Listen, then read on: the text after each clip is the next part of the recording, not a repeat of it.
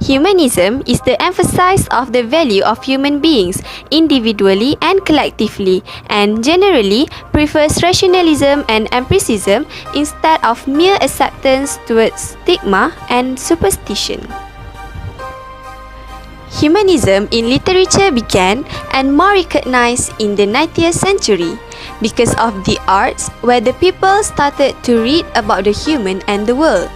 The religion of Christians started being doubted, and the politics were the rise of polemicists who openly challenged organized religion and theology.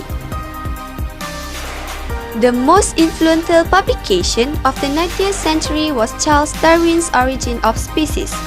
Published in 1859, it described the evolution of human by natural selection over millions of years and confirmed what many had suspected, that the Genesis creation stories was not true.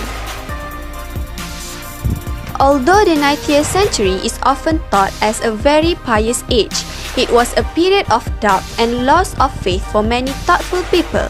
The intellectual and religious climate was already changing by the beginning of the 19th century, and there were some liberal churches and congregations, for example, rejection to the doctrine of hell.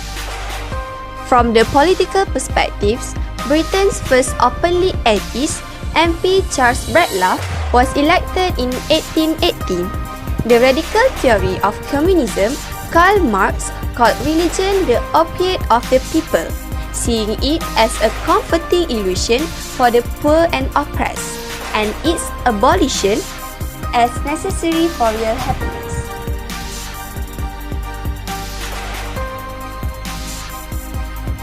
Mary Ann Evans, or better known as George Eliot, was an English novelist, poet, and journalist.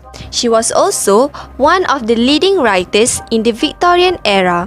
She was famously known for writing such a realism and instilled some psychological insight in her novel. The theme of the novel is realism, where writer, as always, marvelously describe the fictitious village in the storyline until the readers can simply adapt and relate with their own realm. The other theme tried to be encountered by the writer is child murder or infanticide. In the novel, one of the characters has been in a trial for murdering her own baby, concluding from her own regrets of losing her boyfriend. This novel was deemed as unusual by the reviews. The writer made a dramatic point where she created all ordinary characters and featured them with all extraordinary virtue. Greatness of mind requires greatness of circumstances. The writer ticks the box with that. Also, she suggested that those who lead unremarkable lives may have remarkable qualities, and their stories are worth telling. E.M. Forster was born in 1st January 1859.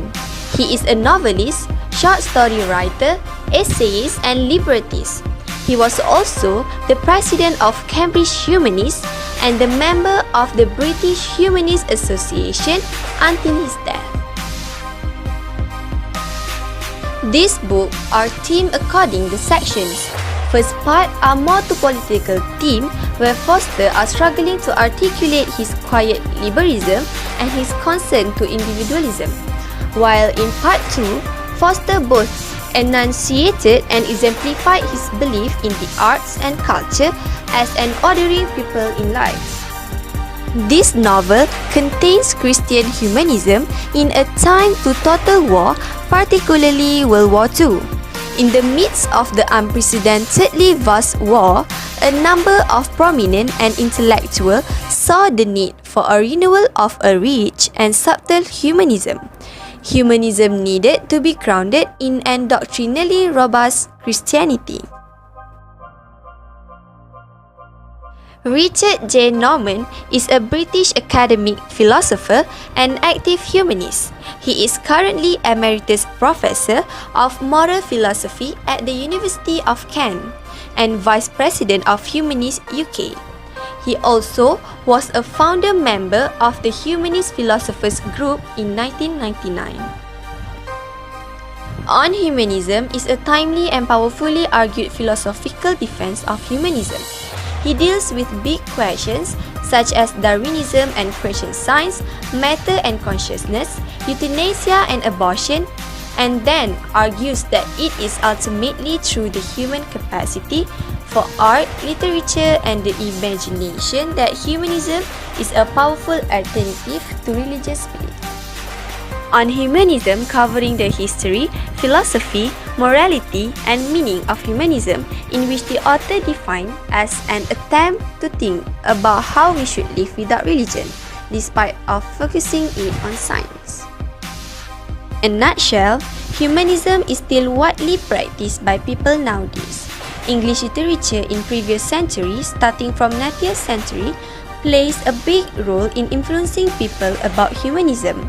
They succeed in convincing people that being a humanist is better than having a fixed religion.